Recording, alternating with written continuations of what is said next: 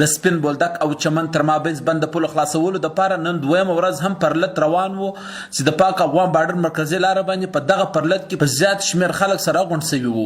سپاها کې د سیمې تجارانو، قبایلو او د مختلفو سیاسي ګوندونو غړو ګډون درلودی و دغه پرلت د پښتون ژغورنې غورځنګ د مرکزي کمیټې غړي او ضلعي کوارډینیټر میبارم خان اسکزي سره د ملګرو هم راغلی چې د پولې د بندېدو په ضد راپارېدلو خلکو سره یووالی ښکاره کړي. په دغه مهال د پولې د تجارت سره تړلي د سازمان له غړي اتحاد مشر امیر محمد وبیبي ډیوا ته وویل په ویش منډي سپین بولدک کاروباري مرکز کې د تجارانو د کروڑو روپو مالونه پراته دي، خو حکومت پاکستان دغه تجارانو خپل مالونو ته نه پرېږدي او پولې ناحقه د تجارتي دندو او د خلکو د رفت آمد په مخ بنده ساتلې ده.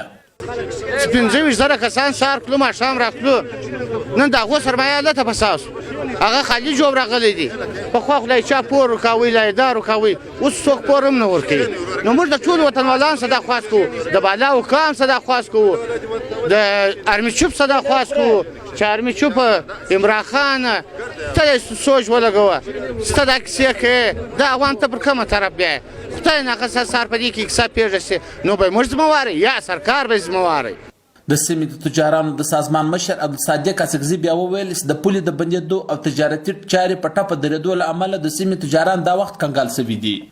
امپورټ ایکسپورټ باندې په اربونو روپۍ په ګمرکاتو کې د خلکو مالونه ولاړ دي، میوجات خراب سو یا نور هغه مالبردار ټرکونه چې هغه د ډیمرچ لاندې دي، یعنی په وطن کې کاروبار کوچ وکړي. دا وخت اوس نجل لارې خلک استعمالوي، یعنی چابهار خلک واغه ته مجبوره کیږي، دا رقم غرنۍ علاقو ته مجبوره کیږي، سمنګنین ته خلک دوام ورکوي، جایز کاروبار بند سوی دی.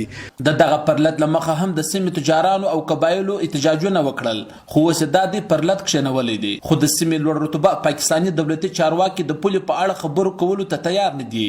یوازې دا وایي چې پاکي حکومت پوله بنده کړې ده او د خلاصولو پرېکړه به هم هغه کوي. نعمت الله سرحدي، وی ډیوا، چمن.